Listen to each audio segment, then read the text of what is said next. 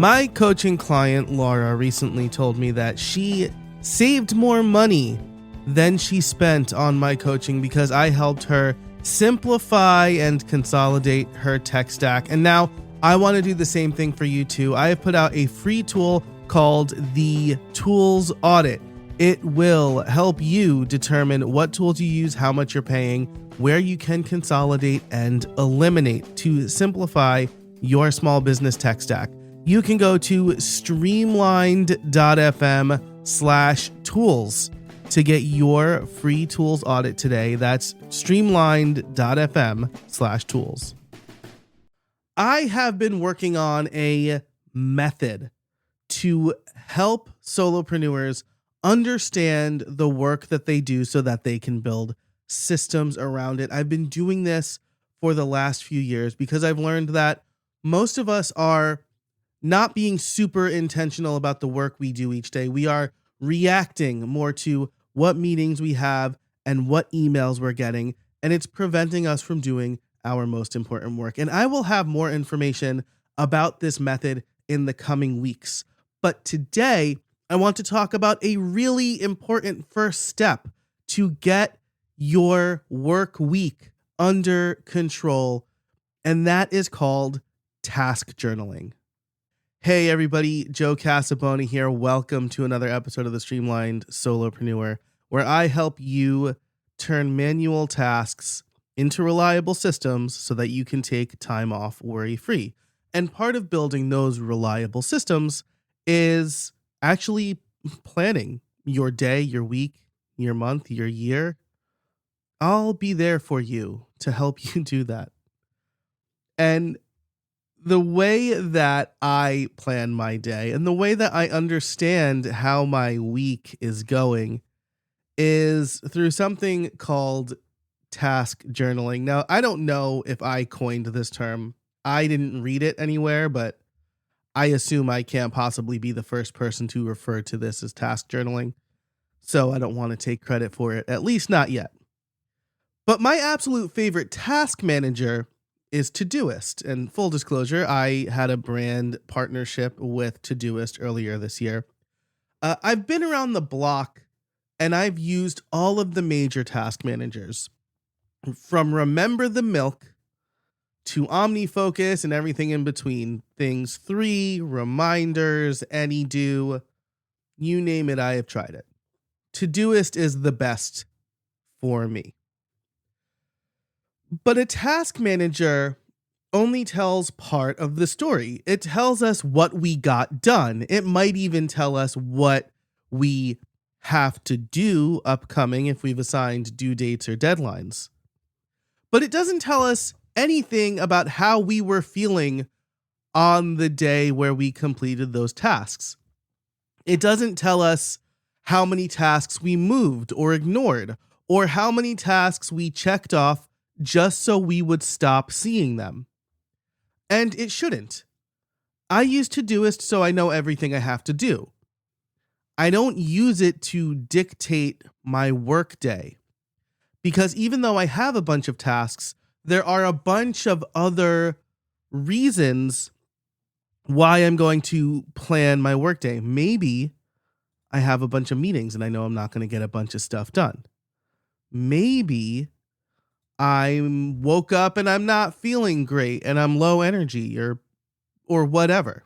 There's a lot of factors into what goes into planning your day. And soon, I think as this episode comes out, the next one, episode 524, is going to be walking through how I plan my week, which is also crucial to this solopreneur sweep system that I've been working on. But for today, I want to talk about a different system. I want to talk about my daily 3 task journal system. The premise of this system is simple. You pick 3 and only 3 tasks to perform that day. The idea is that if you get those 3 tasks done, you consider the day successful. And they can be as big or as small as you'd like. But they should be things that you could reasonably get done in your day. And the reason that I pick 3 is because you don't want to overload yourself. You don't want to set yourself up for failure. You can't just write down 10 things and say, whatever I get to, I get to. You're going to have some analysis paralysis if you do that. But if you pick 3 tasks, then you have a very clear plan for your day and you can divide your day up into those chunks to get those tasks done. About halfway through your day, check in with yourself on the progress you're making. Ask yourself, how are things going, what you've gotten done, and what you're struggling with. You can be as verbose or as curt as you'd like. Just make sure to capture the thoughts on how you're feeling. Recently, I journaled that I wasn't making the progress I hoped because my main task for the day was taking up far too much time, like way more than I would have expected. And I also had 4 meetings back to back. So I really only got part of one task done at check-in, which for me is around noon. Then at the end of the day, assess your work. Did you complete the 3 tasks? Why or why not? What was effective? What was distracting? Talk about if you're feeling frustrated or productive. Talk about how you're physically feeling. Write these things down because knowing when you work your best, when you work your worst, and what things distract you can help you plan around how you're going to get your work done. Carey Nieuwhof has a book called At Your Best where he talks about these things. He talks about how everybody has a green zone, and the green zone could be different for everybody. Some people, like me, work best in the morning. Some people work best around noon after they've had some coffee and some time to be awake and to get into the swing of things. I have a lull around 2 p.m. I know that I am not going to be at my best then. This is what he calls the red zone, which is where you're least productive. And so maybe you plan your meetings or some non-crucial work, or plan to go for a walk or go to the gym. But task journaling, if you don't know those things, will help you understand how you work and when you best work. The idea here is not to track only what you intend to do in a given day, but like I said, the events throughout the day that helped or hindered you. And again, maybe you didn't get everything done because you had too many meetings. This is why planning your whole week is important, right? I knew that my meeting days for the previous week were Tuesday and Wednesday. And so I didn't plan to get heavy work done on Tuesday and Wednesday. I had 0 meetings on Monday and Friday. Those are my no meeting days. And I had full coverage of the kids for the entire workday, both of those days. My wife was off one day and my father-in-law took the kids out on a little jaunt on Friday. And so I knew those were the days that I could get deep work done. And so I planned my biggest tasks for those days. It could also just be that you weren't feeling it that day. And that's fine.